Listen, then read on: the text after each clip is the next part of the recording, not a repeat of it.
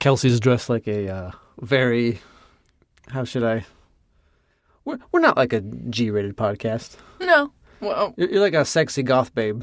It's like, oh God, what is he going to say? That real, what do you call them? Big goth babe. She just colored her hair orange or red. I don't know what color. I don't think it's red. It's not red, but it's reddish orange. Reddish orange, yeah. Yeah. It's very bright. It's like fluorescent orange. I think it's hot. Hey everybody, welcome back to Doin the Devil's Tango. It's a little dating advice, dating story type podcast where it's me, Alex, and my girlfriend Kelsey's here as well. And we just take your emails and your questions and we just give our thoughts. We're not experts on anything, but we're just old as frick. Yep. And, I'm over the hump and you're approaching the hump, you know what I'm saying? So we're just older than a lot of you listening. And so, you know what I'm saying? Are you planning on dying at Plan on dying at 35, yeah. Oh, okay. Any minute now. I'm on borrowed time. But yeah, so this is just our little dating advice / random chit chat podcast that we do. For some reason, we're both dressed up today. We've been toying with the idea to turn this into a video podcast. At some point, we don't have room to do it now, but put a little. This would be like the least little pinhole, the least interesting background. Just a vocal booth. just black foam. Yeah. It wouldn't be that interesting. Maybe we'll have one of those cool sets that every other YouTuber has. Anyway, so what's going on in our lives, Kelsey, besides your new hair color? We've been watching a bunch of early to mid 2000s teen movies. Oh my goodness. That's been fun. Oh my goodness. Yeah, I work. Sometimes I work like in the morning, take a break, and then work in the afternoon again. And then usually in the evening, right, it's Kelsey and me time. And usually we play a lot of video games. Mm-hmm. Like we were playing Subnautica, you were playing Far Cry, and then before that you were playing something else. It was like Subnautica, and then it was Far Cry, but then there was something else we were playing. We played a lot of games. Yeah. That's what I'm trying to say. We 100%ed Stardew Valley a couple months ago, and just tons of games. And for whatever reason, I don't know what I mean, you're the one who brought this idea to the council, right? You're the one who's like, what if instead? Well, because you finished Far Cry 5 again. Good game. Yeah, you finished that one. I was playing some indie games and all that on my little Switch Lite, and after that, I don't know what you were just sick of games for a while. Is that what it was? Yeah, I just felt like watching some movies, and I got nostalgic for all the ones we've been watching because I grew up watching all of those. So we've watched oh my goodness, so many. Well, I guess it started because Alex is making a video about Mean Girls 2. So a few days ago we watched Mean Girls 2. And then it was just so bad that I needed a palate cleanser. Really is the worst movie. But yeah. Yeah, it's not good. So then that night we watched, oh God, what did we watch? We watched Confessions of a Teenage Drama Queen. And then Freaky Friday. You're on a Lindsay Lohan. Because I think what it was is, Mean Girls 2 was so bad. And we're talking about how good Mean Girls was. And Lindsay Lohan was just, she had this stage presence, whatever. And then you're like, why don't we go back and watch some of her other movies? And then, it was Teenage Drama Queen and then Freaky Friday. Both of which, by the way, are pretty good. Well, Freaky Friday's really good. Yeah, Drama Queen, Confessions of a Teenage Drama Queen, if you get what it's going for and if that's your thing, then yeah, it's pretty good. I don't know if it's a masterpiece or whatever, but yeah, it's I think Rotten Tomatoes has a 14%?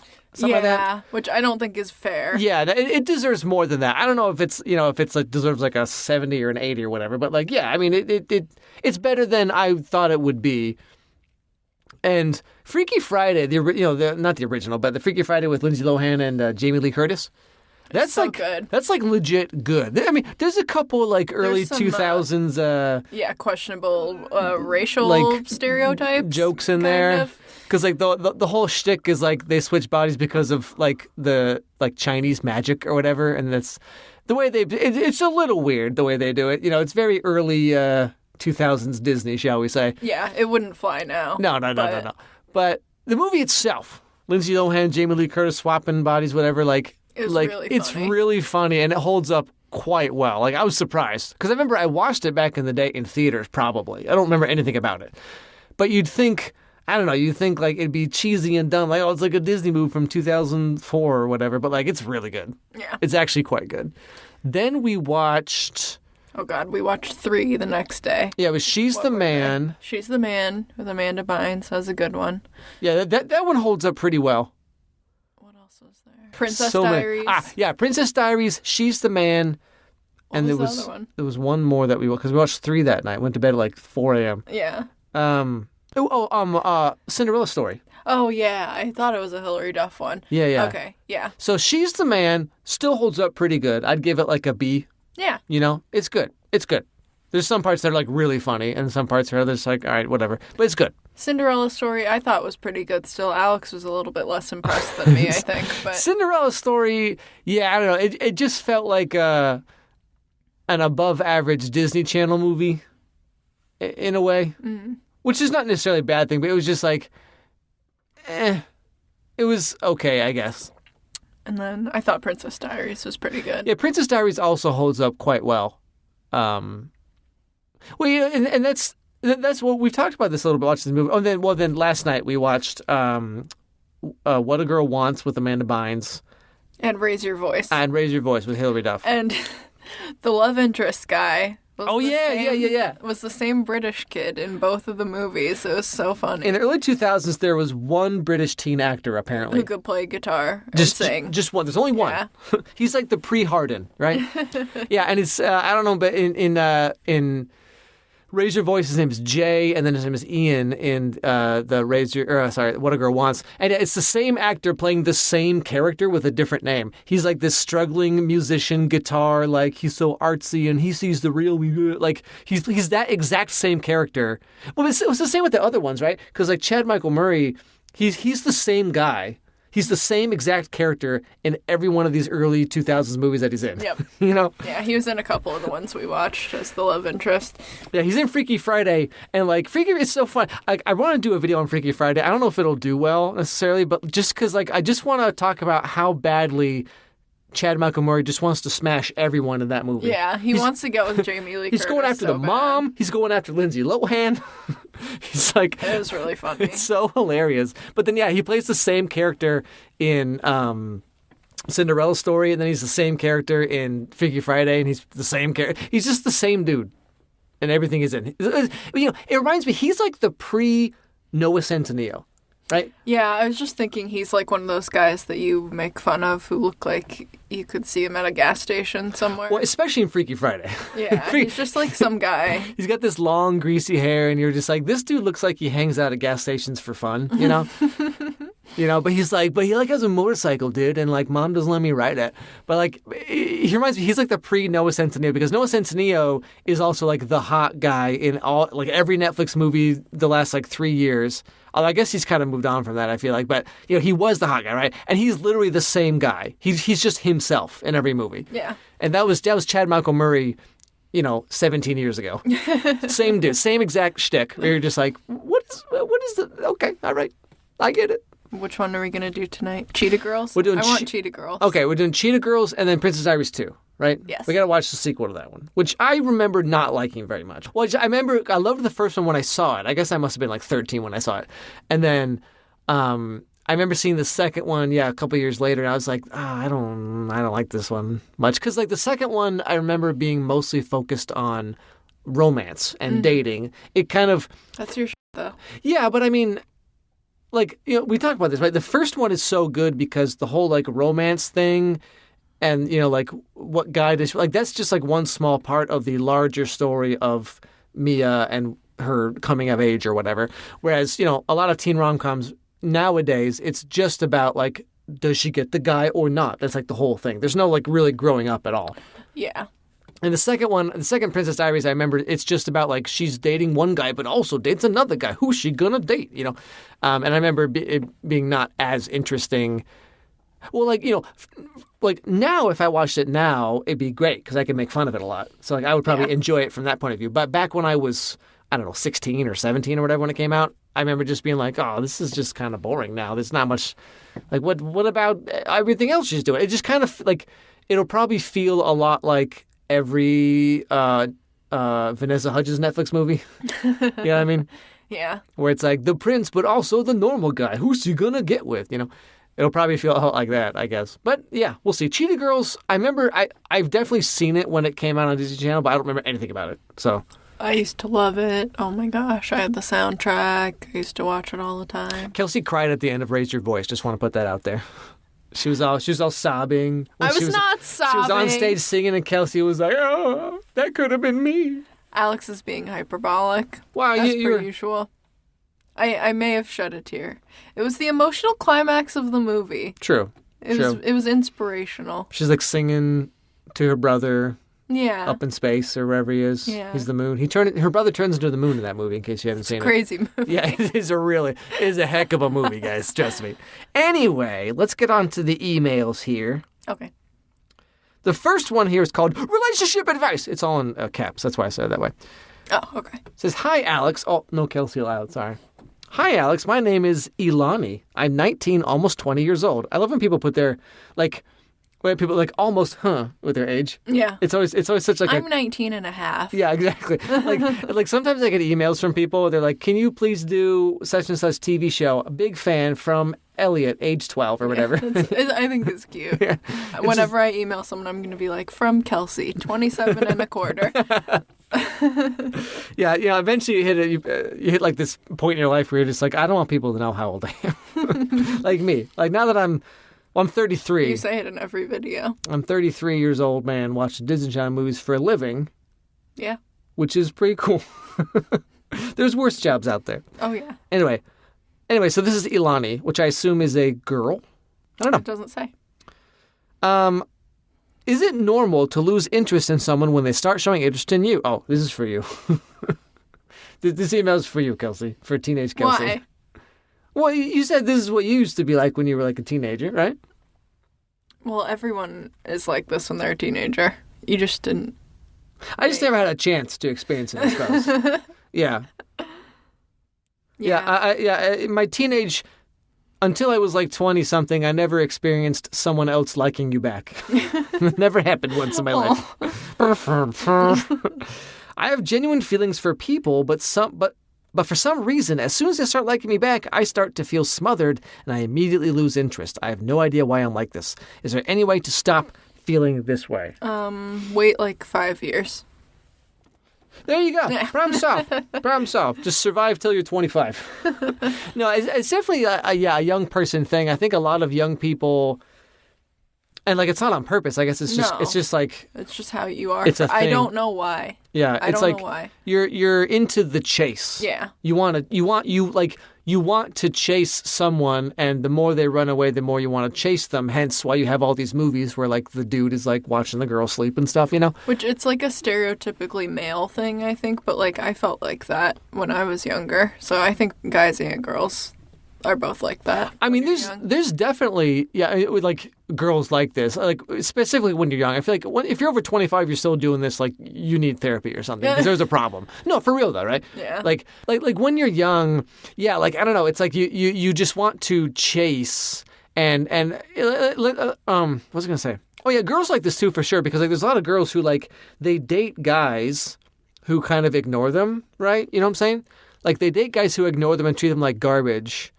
And they're pining for that brief moment of oh, he said he loves me, or oh, he held my hand, or whatever.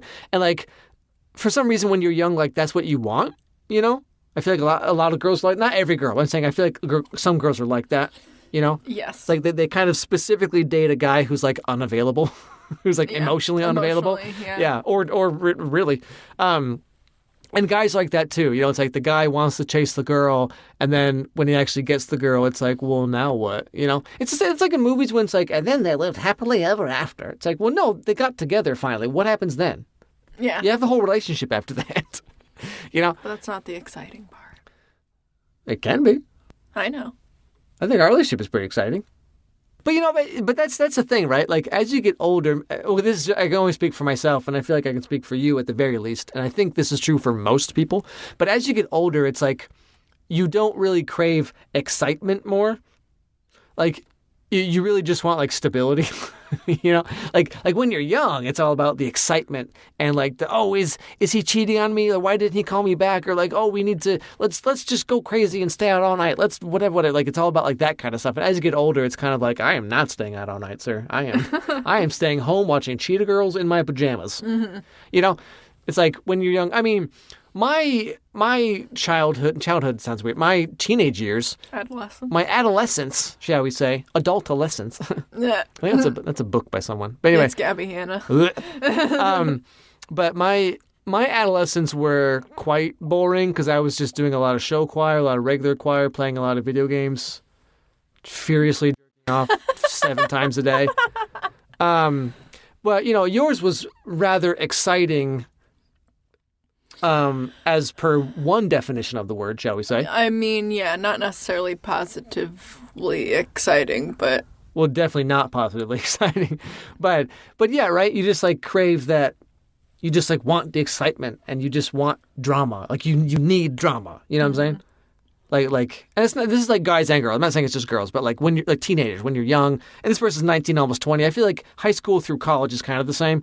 Where it's like people just crave that excitement and they want to feel like garbage and they want to feel amazing and they want to feel all this stuff and that's why it's like I want to chase the person. I want to chase this person and stalk them and catch them at the drinking fountain or whatever and then steal a tissue out of their purse or whatever it is.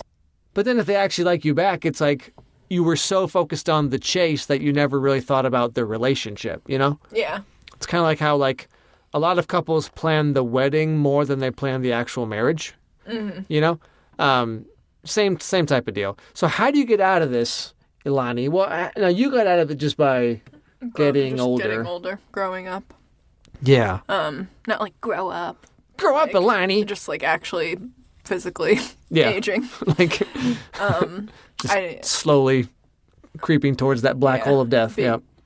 What? I don't think there's a way to like just make yourself stop being like that. I think it's just something that you grow out of when you get older. I know that's like sounds like a dumb answer. Like, what do you mean I can't do anything about it? But like, I just think that's just how it is. What do you mean I can't do? Yeah, I mean, like, yeah, there's really nothing you can do. It's just like eventually. I mean, I don't know. Maybe it's like you're so interested in this person, and then when they like you back and you get to know them better, maybe you realize that you don't really like them all that much. Mm-hmm.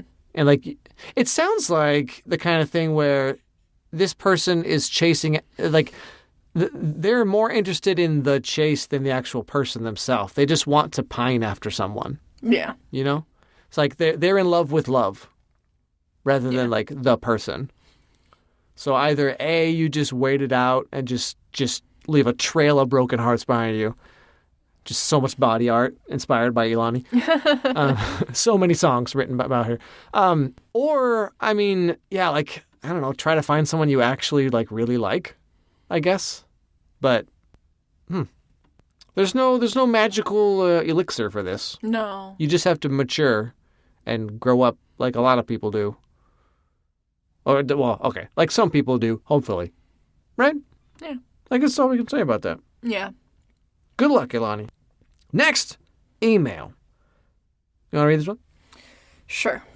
It's called The Best of Me, which sounds like a song. Song or album from like a pop punk band that I would have listened to in like 2005. The Best of Me sounds like the ending credits song of like a Lindsay Lohan movie or something. Okay. Hey, Kelsey and Alex, I would love your opinion. I fell in love young and gave it my all to make it work and ended up heartbroken. Now I'm in a good relationship with a better person, but I feel like I can't give it my all. I'm not the same as I was in my first relationship. Am I the problem or is it the relationship? Please help me, because I don't want to end it if I can help it. Love the podcast. Would love to hear your thoughts. Thank you. Well, this is kind of a vague email. Not sure exactly what they're referring to specifically here, but fell in love young, gave it your all, didn't work out. Okay. Happens to all of us, I think. And now they feel like they can't give it their all. They're not the same as they were in the first relationship. Because they're so broken, man. I mean, you got to find someone to pick up the pieces. Okay. Glue it back together. turn your heart into a chandelier or stained glass window or something. So how do you move on from getting your heart broken, I guess is the question, right? Well, I mean, I don't think that he's still heartbroken. It's just that he doesn't feel like he can wholly, give himself to this relationship because he has been heartbroken in the past, so now he's kind of jaded. Mm-hmm. Jaded, reserved. Yeah. A little defensive. Unfortunately, that just kind of happens to everyone. Yeah. As you date. You really throw yourself most people into, your first relationship, and you, give it your all. You're, really obsessed with that person. And then, you get your heart broken. Most people, several times. And it just kind of, beats you down. You just get numb to the pain eventually. Yeah, it's just kind of, an unfortunate fact of life that's going to happen. And part of it is just growing up, too. Also, you're not as happy-go-lucky as you used to be when you were younger, and you become more realistic / pessimistic. I guess. Yeah. I mean, the whole becoming jaded thing is, I feel like it's not just about being in a failed relationship that broke your heart, but also just as you get older, just the world beats you down in general. You just become jaded. Everyone just kind of becomes more and more jaded about life. Yeah. And a relationship is just part of that, I guess. But so the question is how do I? Is it his fault? Is give it it the my fault all of or this whatever? Relationship? I mean, I guess it is your fault that you feel that way, but you can't really help it. Yeah, I mean, we don't know the particular details of the failed relationship. So he said he gave it his all, but I don't know, was he the one who was too much and then he scared her off, or was the person he dated just a big old douche and was just I don't care about you anymore, goodbye, or we don't know. It didn't work out. We don't know, but it didn't work out. But I said this a million times, and I'll say it again. It's every relationship fails until one doesn't. So you have to kind of know that I don't know, you have to not assume that it's going to fail, but you have to just understand that every relationship will fail until one doesn't. It's kind of I don't know, if you audition for something or apply for a job or whatever. It's you can give the best audition ever, you can give the best job interview ever, but it's people, most people will only date one person at a time. And so it's sometimes it doesn't work out, and you just kind of have to be well, that sucked, but I guess I'll try again. I don't know. You just have to learn to enjoy the pain. Yeah, you have to be a little bit of a masochist. Yeah, anyone who's dating has to be a masochist, because dating in general kind of sucks. Just in a general sense. Yeah.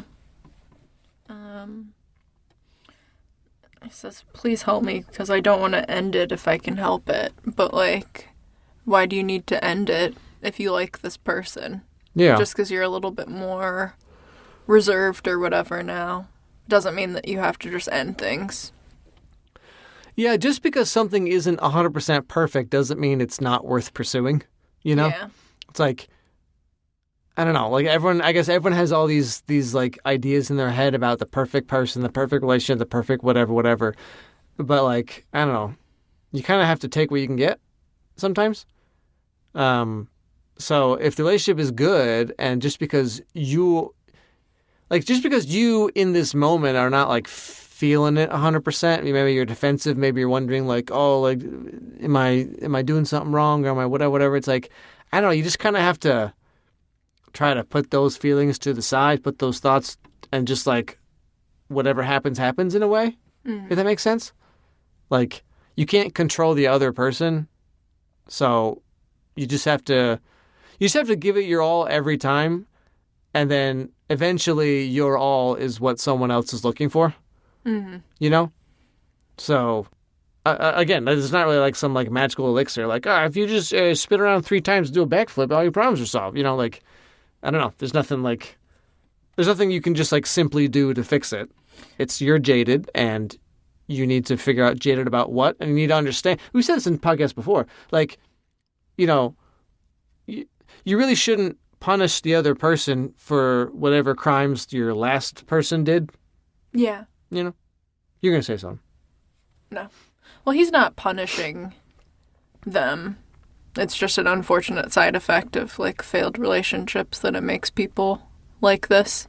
Yeah, maybe punish was the wrong word. I just mean, like, you know, you're super defensive because of what someone else did to you, and now you're with another person, and so you're just kind of, part of you kind of assumes that the same thing will happen on some level.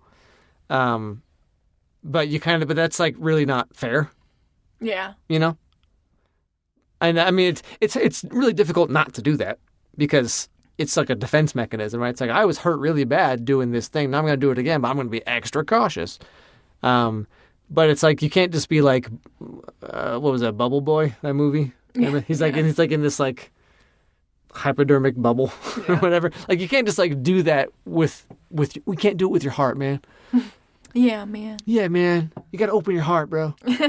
No, but yeah, I mean, you have to figure out what it is you're actually scared of or worried about. And then, I mean, I feel like, I don't know how long this guy's been dating the person that they're dating, but I mean, you could almost just talk to them about it.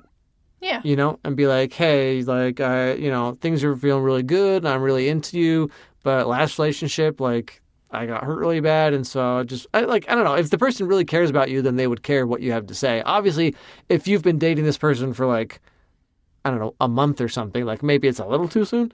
But if things are going really good, you've been together for a while, and you feel like things are getting like serious, you know, going steady, then like you should probably just talk to them about how you feel, and then they can hopefully help alleviate some of those feelings. Although it's not their job to fix you, you know, but they can certainly help you fix yourself, I guess. Yeah.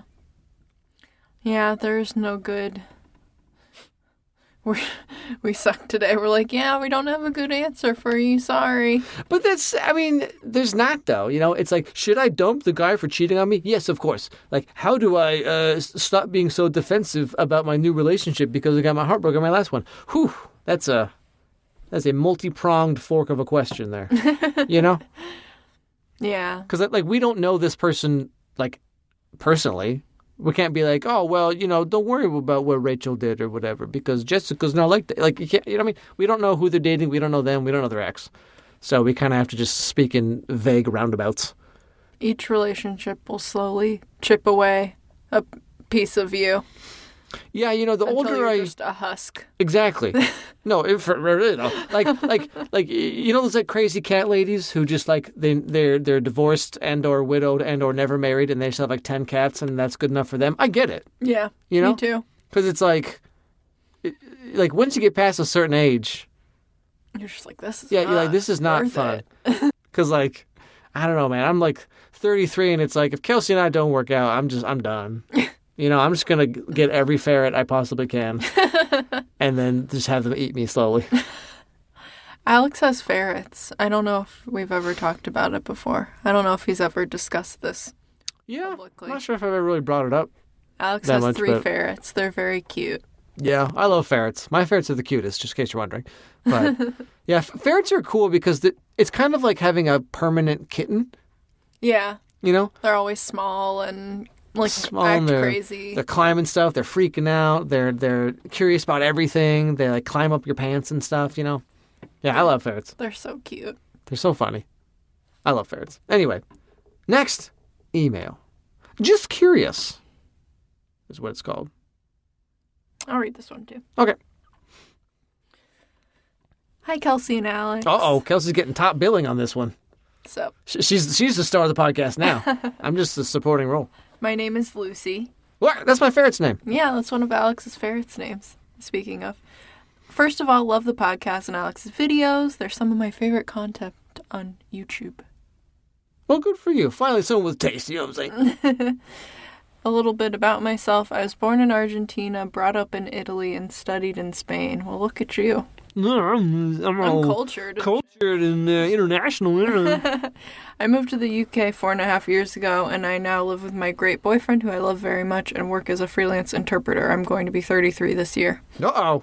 It's all downhill from here, Lucy. Trust me. Hey, a fellow older person. A fellow bicentennial. I would like to know your opinion on a situation I had some time ago, out of curiosity. Okay. Lay it on me. Long story short, I dated a guy for 11 months. Then we discovered I want to have kids someday and he doesn't. So he decided to break up with me, but asked me if we could stay friends. Nope. You're not Lucy. Okay. I agreed, but then every time I wasn't single anymore, he would make himself scarce until I was single again, at which point we would be friends again. Then I started dating my current boyfriend, and my ex first stopped hanging out with me, then started dating someone else and stopped answering my texts. Haven't heard from him in 6 months, and I'm at peace with the end of this friendship, but I would like to know your thoughts on the whole thing. Keep being your great selves. Lots of love, Lucy. Okay. Whether you want to have kids or not, I'm sure you know this, Lucy, but that's something you should talk about on, like, one of your first dates. Maybe. I mean, so she's 33 now. She's going to be. Yeah, but we're not sure when this story started. It says you dated a guy for 11 months. But like when it's 30, maybe that was when she was like 21 or something. You know, I don't know. Not sure how long ago she dated this guy. But true, I mean, like, yeah, especially as you get older, once you get past 25, I'd say, then that's a very normal age to like start getting married, having kids, you know, unless you're from the Midwest like me, in which case, like, you know, if you're not married at like 21, you're like a spinster. Mm-hmm. But true. I mean, dating for 11 months and then talking about kids, yeah, seems a little late in the game. Though it says we discovered I want to have kids someday and he doesn't. So I don't know if they just never discussed it at all, or she realized that she wanted to have them and he realized he didn't want to have them. Yeah, I mean, to give both of them the benefit of the doubt, it might have just been like, she's like, I don't want kids. And he's like, yeah, me neither, cool. And then like, you know, I don't know, like she tripped and fell and then like this baby fell out of the carriage and she caught the baby and she's like, oh, I want a baby or whatever. You know what I mean? Yeah. So like maybe, yeah, she thought she didn't, but then she was like, actually, I think I really do now. Because that does happen. Some people like think that they feel a certain way about something until they like actually confront it. And they're like, oh, actually, I feel differently than I thought. By the way, Alex, I've been meaning to talk to you about this, but no, I'm just kidding. So they dated for 11 months, and then they broke up because of kids, whatever. And then he's like, well, let's still be friends. Which, I don't think that's a good idea anyway, because things like this happen, and it makes you confused, and you don't know what's going on. This is a perfect example of why the whole being friends after dating thing is maybe not a good idea for everyone. But so he would only be her friend when she was single, and then anytime she had a boyfriend or whatever, he would kind of stop talking to her, hanging out with her until she was single again, and then be her friend again. And I guess her question is just like, why? Like, why is she doing that? Oh. Okay, so she includes a longer form version down here. Oh, okay. So maybe I should read this. Okay. The long version, I started dating a guy and it was going great, but after 3 months, the children's topic came out. I want to have kids someday, and he said he didn't at the moment, but might change his mind in the future. After being together for 10 months, the topic came up again, and he told me he's definitely never going to want kids. Okay, so she was upfront with wanting them. Okay. From the beginning. So he's the one who's been all wishy-washy about it. He's like, I don't want them now, but maybe later, as long as we can still sleep together, you know what I'm saying? At that moment, I told him just leave the subject aside because it was just before his birthday. So we did, but a month later, he decided to end the relationship. It was heartbreaking for us because it was going great. We always had great chemistry. When he decided to break up with me, though, he told me he didn't want to lose me completely, but wanted us to stay friends, and I agreed.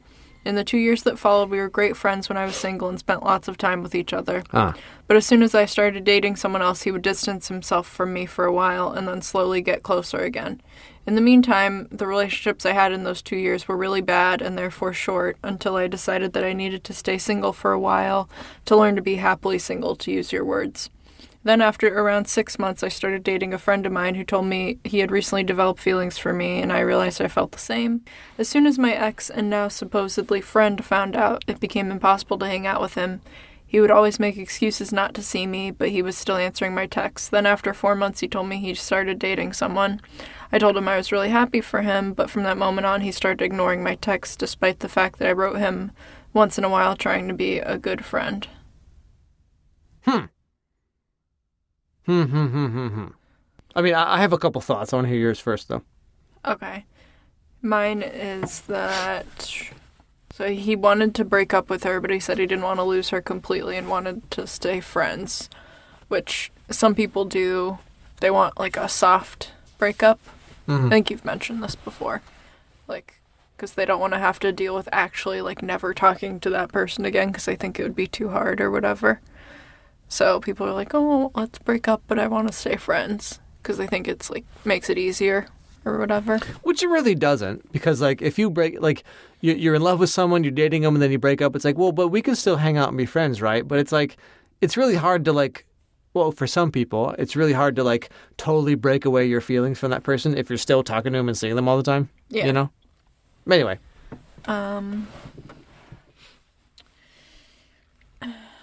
So she doesn't say that they, like, hooked up or anything while they were friends. It sounds, like, platonic for the most part after they broke up. But there's probably still some kind of feelings there. It doesn't sound like from her, but maybe from him. So maybe every time she got a boyfriend, it would, like, hurt his feelings a little bit, and he would feel like he couldn't, like, get with her or whatever, so he would stop talking to her.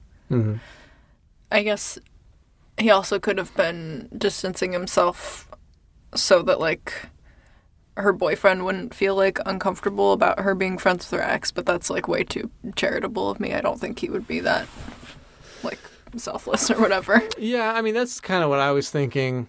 There's many possibilities here, but yeah, one might be that he wants to be her friend, and part of that is, like, he doesn't want to, like, complicate her life by her having to, like, explain to the new boyfriend, like, oh yeah, so this is the guy I just dated before you, and we're still hanging out and being friends and whatever, which some people can, like, you know, they're fine with that, but, like, maybe this guy didn't want to, like, complicate the relationship or whatever. And so he's like, oh, she has a boyfriend now. Okay, well, I'll just, you know, live my life. And then, you know, if it doesn't work out, then we can kind of be friends again, whatever. Like, yeah, that would be very charitable and very selfless and very kind of him to do. Don't know anything about him. Maybe he is that kind of guy. Maybe he's not. Who knows? But I guess that's one possibility. Yeah, but if that was the case, he should tell her his line of thinking about that. He should, yes. Shouldn't just, like, stop talking to her. Yeah, to just ghost someone for any reason. I mean, I guess you have every right to if you want to, but, like, just to go, especially someone you dated for a while, and then you're both like, let's be friends, and then just to ghost them all of a sudden. Yeah, like, you think you'd be like, oh, you have a boyfriend now. Okay, well, I mean, you know, you should spend time with him and hang out with him, and, you know, like, I'll just kind of be over here when whatever. You know what I mean? Like, you can kind of do it that way, I guess. Yeah. Or the ex still had feelings for her, and then so he didn't want to hang out when she was in a relationship because it would, like, hurt him. Yeah, because, like, all of her stories would be like, oh, me and my boyfriend, but you know. Yeah. So it would kind of probably hurt him to keep hearing that. He doesn't want to hear that, so he's like, okay, well, you do that, and I don't want to know about it. And then if you're single again, then we'll hang out then, you know. And then he starts dating someone. And then he doesn't talk to her at all anymore. Which, again, might be because he doesn't want to bring that same drama onto himself, right? To be like, oh, well, my really good friend is also my ex from a year ago or whatever. Because, again, that's, like, a lot of baggage and a lot of stuff to throw onto a new person you're dating. And, of course, you know, it's understandably so, it's easy to kind of get jealous or kind of feel weird about that. Be like, oh, so, like, the person that you just dated a year ago, like, you guys are still hanging out, like, I'm the new thing, but you guys are still, like, there's a lot that goes with that, typically. So he might not have wanted her to bring that, like through no fault of her own, of course, but, like, he didn't want, like, that drama to go into his relationship, or, like you said, most likely, the most believable answer to me is that he still really likes her and he still wants to be around her, even though, he broke up with her and they can't have kids, whatever, but like he still is in love with her / likes her / whatever. Mm-hmm. He's still pining after her and he just wants to torture himself for whatever reason. And then she has a boyfriend and he's jealous, can't handle it. And then he's like, all right, I'm just going to back off. And she's single again. He's like, oh, hey, I'm still here. Maybe he wants to be there just in case she ever wants to, you know what I'm saying? Mm-hmm. And then he gets a girlfriend and now he's really into this girl. And so he doesn't have feelings for the Lucy here anymore. Or he has less strong feelings. And so now he's just dedicating all of his time to his new girlfriend rather than trying to split it up between a girl he likes and a girl he kind of likes. Yeah. You know? And then he and this girl will probably eventually break up and then he'll probably start trying to talk to you again, I imagine. It sounds like you actually have feelings of, like, true friendship for this guy, it sounds like, because you don't mention still having feelings for him. And it sounds like he maybe is still romantically interested in you, and that's why this is going down this way. Most likely. Yeah. I mean, we'll never know for sure, but that seems the most likely to me. Although, I mean, this is also a good case of how there's a lot of, I mean, this is stereotyping a bit, but like girl friendships and guy friendships are very different in a lot of ways. I mean, any friendship is similar in a lot of ways, but like, with girls, there's kind of this almost like a constant upkeep that kind of has to happen where it's like, why didn't you talk to me for X? Why didn't you respond to better? But like for a lot of guys, a friendship can just be like you could not talk to someone for like months or years and then just pick right up where you left off. Like nothing happened. Like, hey, so you want to play CSGO? Yeah, sure. You know what I mean? Like you can just like do that. But for girls, it's kind of like, if a girl's friends with another girl and then like she ghosts her, doesn't talk to her for like a year or whatever, and then responds, then the other girl's like, oh yeah, well I'm gonna ignore you too because you ignored me for 6 months or whatever. Yeah. But guys don't really. Most guys I think don't really run that way. Again, everyone's different. I'm stereotyping here, and so it might be in his mind, ghosting and then showing up again might not seem that weird of a thing because it's like, oh, yeah, my buddy's with his girlfriend now, and they're hanging out, so yeah, we don't really talk that much, and then whatever, and then he's single. It's like, hey, bro, you single now? Let's hang out. Like, that's kind of common with guy relationships. Yeah. So they might just be coming at it from two different points of view. It might not be like a real deep emotional anything. It might just be that, like, he sees her as a friend, perhaps like an actual friend, in which case it's like, for him, it's fine if they don't talk for months on end. Or weeks or whatever, because it's like, well, yeah, but you gotta go. You're busy with your boyfriend. So like, I'm just over here playing Stardew Valley or whatever. And then when they're single, it's like, oh, you're single now. Hey, let's talk and hang out because you're probably bored now or whatever. It might just be that. Yeah, that would be nice if it was. Perhaps. She's approaching it from a girl friendship point of view, like, how come we don't talk every day? And he's approaching it from a guy's friendship point of view, which is like, hey, it's cool if we don't talk for 6 months. Like, we're still friends, right? Mm-hmm. Perhaps. It might be that way. But he would still answer her messages and stuff, you would think. True. No, that's true. Like, if she's texting him, like, every once in a while, and so there's a bunch of her text bubbles in a row and nothing from him, yeah, that would be a little weird. So it does seem like he's purposely kind of, like, distancing himself, which I think leads credence to your theory that he's probably still into her, and either A, can't handle the jealousy, which is, it's normal, it's understandable, or B, he's just this selfless, martyr. Yeah, which I'm inclined to believe it's the former because people are not usually selfless like that, but... True. But I think also what plays into this is, she's 33 now. I assume this guy is a similar age. And they dated, X number of years ago. So what, mid to late 20s they dated, I'll assume. And it's like, adult friendships are just kind of difficult to maintain in general. Mm-hmm. Because people are busy with job and family stuff. And then if you're dating someone that, like, usually between your job and just life, paying bills and cleaning your house, like, in between that, usually free time is somewhat limited for most people. Mm-hmm. And then that free time is usually filled in by, like, friends / person you're dating, right? And so it's like, it's really hard for a lot of people to like split their time up between their job, their personal life they want to do, and their friends, and the person they're dating. So usually people have to kind of pick one or the other when you're an adult, right? And usually the person you're dating wins out because, that makes sense. If you're dating someone who wants to spend all the time with their friends and not with you, then like, why would you be with that person? You know what I'm saying? So it also might just be some of that. It might just be his time is limited and so is hers, and then that's just how life goes, maybe? I don't know. Yeah, could be. There's a lot of possibilities here. Well, she says she's at peace with the end of the friendship, but she just wants to know. I thought, okay, so yeah, friendship is kind of over from your point of view, apparently.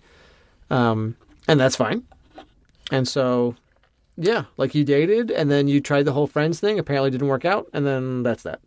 Yeah. I guess losing someone you thought of as a friend sucks, I suppose, but I don't know, just that's what happened, I guess.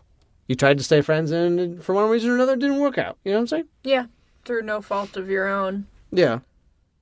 It's just what happened. Okay, last email. Here we go. Hey, Alex and Kelsey. Recently, my long-term boyfriend sat down with me and told me he doesn't feel the same way about me anymore. Well, kudos to him for sitting her down and just telling her. Yeah. Instead of just like letting it drag on or cheating on her or whatever. You know what I mean? Yeah. He said he still loves me but doesn't feel like he's in love with me. That is the most BS line people give. He said there's just a certain spark that's gone. Was this dude 14? Get out of here. He doesn't know why it happened, but he expresses that he does want his feelings for me to come back, and he hopes that things will work out with us. We're spending some time apart and giving each other space to figure out what we both want. And we're on good terms when we do occasionally talk, but needless to say, I'm heartbroken. Up until now, we've been together for 5.5 years. Wow. And I've never imagined spending my life with anyone else. We've been through a lot together, so it's really scary to think about how he may never feel the same way about me again. I'm taking care of myself and trying to be positive, but it's hard. How do I stay hopeful and optimistic about the situation while making sure I'm not in denial about it? Thanks, S. So, your long-term boyfriend sat you down. He's like, I care about you as a person, but I'm not really like in love with you anymore, but I don't know why. Been together for 5.5 years. And so she just wants to know, like, well, like, what do I do? Do I just wait for him to come back around? It's really scary to think about how, like, he might not feel the same way about me again. Like, he's been a part of my life for 5 years. How do I just throw that away? So on and so on.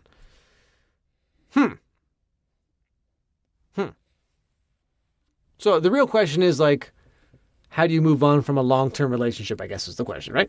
Well, she doesn't want to move on, though. Right. But she might have to.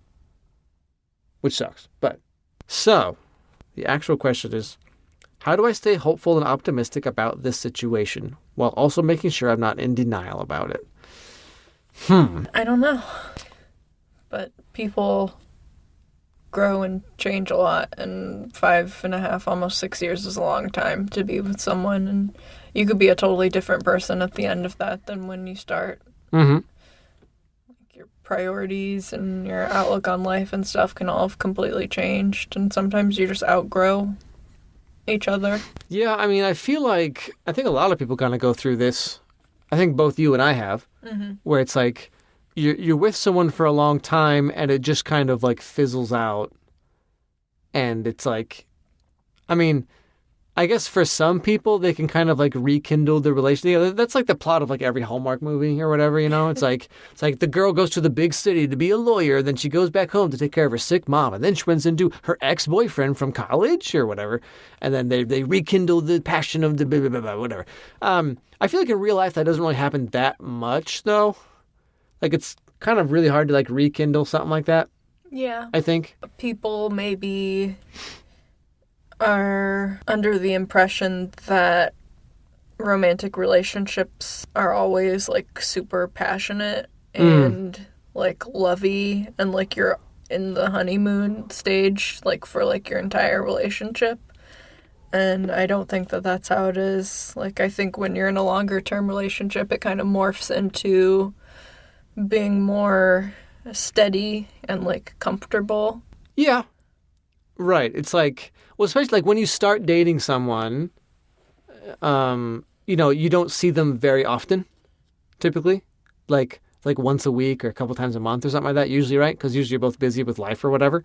And so when you start dating someone and then you see them like every week or every other week or whatever it is, that time is just like all your pent up emotion is just blasted out on that person, like for real and figuratively, you know what I'm saying? In like that day or those couple of days that you're together or whatever. And then you go back to your life and you miss each other and then you see each other again. But yeah, like when it's like 5.5 years, I don't know, like maybe they were living together or they just, you spend more time and time together, right? Yeah. And so it's like you can't just like maintain that like once a week passion every day, right? Like you'd be so exhausted. Yeah. You know what I mean? But right, like a lack of passion doesn't mean a lack of like love or whatever. Also, I think when you're with someone for a while, the passion kind of morphs into almost like what's the word? Like a respect or something, which sounds like, of course, you should respect them from the beginning. But you know what I'm saying? It's like at the beginning, it's just like, oh, I just want to kiss this person, just want to do some necking. You know what I'm saying? And then like when you're really with someone and they become like an actual real part of your life, it's more about like respecting them like as a person and kind of as a partner, as like a part of your life. And it's it's not about like when you first start dating, it's like you have your life and then here's this new little extension where it's like, oh yeah, I'm going to go see this person every weekend. Woohoo. But then when you go long term, they just become like a part of your life. And it's about you two kind of living life together to varying degrees. Depends on how you're doing your relationship. But, you become sort of like a unit, right? Like, I think it kind of goes along with maybe the first email that we read about like people who are more interested in the chase than they are about the relationship itself. Where it's like, people are so absorbed in like the emotional ups and downs and they're like, oh, I just want to chase this person. I want to whatever.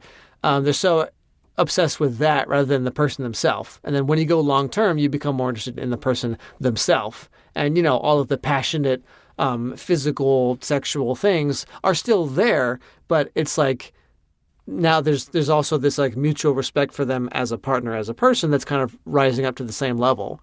And so you express your love for this person in ways that are not just like physical related, you know, although that's certainly part of it. That's important too. But it's like, it morphs into something that is more, I guess, mature, more adult in that way. If that makes sense? Yeah. You know what I'm saying? So maybe your boyfriend is just under the impression that things will always be the same in that way. Like you'll always feel super passionate, super lovey, whatever for one another. But really, the longer you're together, the more your relationship changes. And like you still like each other or love each other, whatever. But it's more of a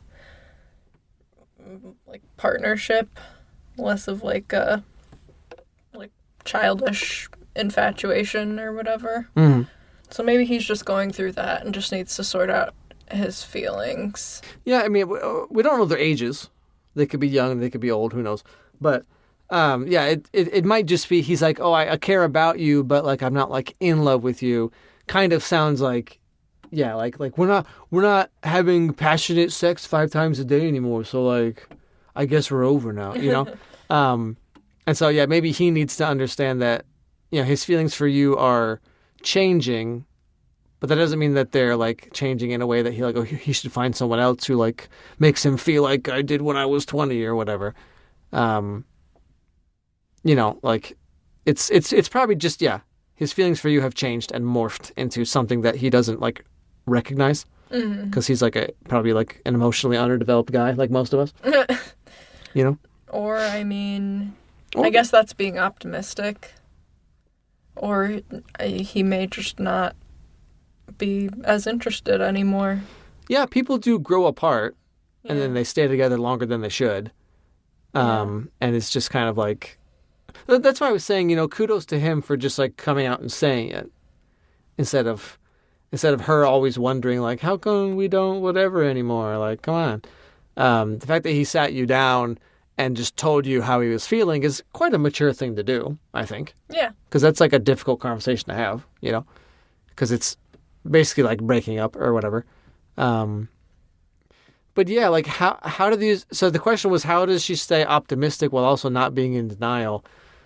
I mean, gosh, I don't know. Like, this guy's not, according to his words, he's not in love with you anymore. And so it's not fair to yourself to just kind of sit around and wait for him to maybe come around, you know? Mm-hmm. But then if you start dating someone else, then maybe that will confirm something in his mind. Where he's like, you know what? I knew it. It's over. And maybe he was like, I don't know, maybe he was like waiting for her to do something. Or maybe it's not just him. Maybe like there's something that she used to do that maybe she's not. Maybe both of them have become very complacent, you know? Mm-hmm. Like, we only have one point of view on the story. So they've both become complacent, and neither one of them is really like trying to keep any fire going or spark or whatever it is that he called it. So maybe, you know, you could try something from your end to try and keep things like going or whatever. But sometimes, as I'm sure you're well aware, when it's over sometimes. And now you can both like move on to other things or whatever, which is not a happy answer, but that's how it is most of the time, I feel like. Yeah. I mean, I guess things could end up working themselves out, and you guys can figure out how to stay together. Or, yeah, maybe just should move on and go your separate ways. Well, on that happy note, I guess we're going to end the podcast here. I hope it works out. I'm sorry. Yeah, I hope it works out for the best. Usually things do work out for the best. But, you know, it might not be able to see it now. It might seem like tough, like, we broke up with this guy for 5 years. Like, I can't believe it. Well, how am I going to put my life back together? But then, like, you'll look back on this 2-3 years from now and be like, thank goodness that happened, you know? Yeah, it's a learning experience. So if you want to send in your emails, you send them to devilstangopodcast@gmail.com. And they might get on the show, might answer your question. I have a topic I want people to email about. Okay. If you're listening and you want advice, whatever, here's the topic. Okay. I want people to email me about their worst first dates or bad Tinder dates. Like experiences. Worst first dates / Tinder hookups, worst whatever. online dating experience, whatever. Okay. All right. So if you listen this far, send in those, and those will get the priority for the next podcast we record. Yeah. Don't write like fanfic, though. I want it to be real. Yeah. Like, tell us about like the weird dudes that you met, or like the crazy girls who like rip the heads off their dolls and whatever. Like, any of those stories, write them in. Was that true? It is a 100% true story. Yes. Okay. It's 100%. I exaggerated nothing. Well, the cat didn't talk to me like Pennywise from It. Okay, that part was a joke, yes. But the whole thing about met the girl and the photo was totally wrong, and then went to her place and it was super like pink, and then everything was Rapunzel, and she had to 100% true story. Wow. Yeah. Well, you heard it here, folks. That's a true story. Anyway, thanks for listening, everybody. We'll talk to you next time. Bye.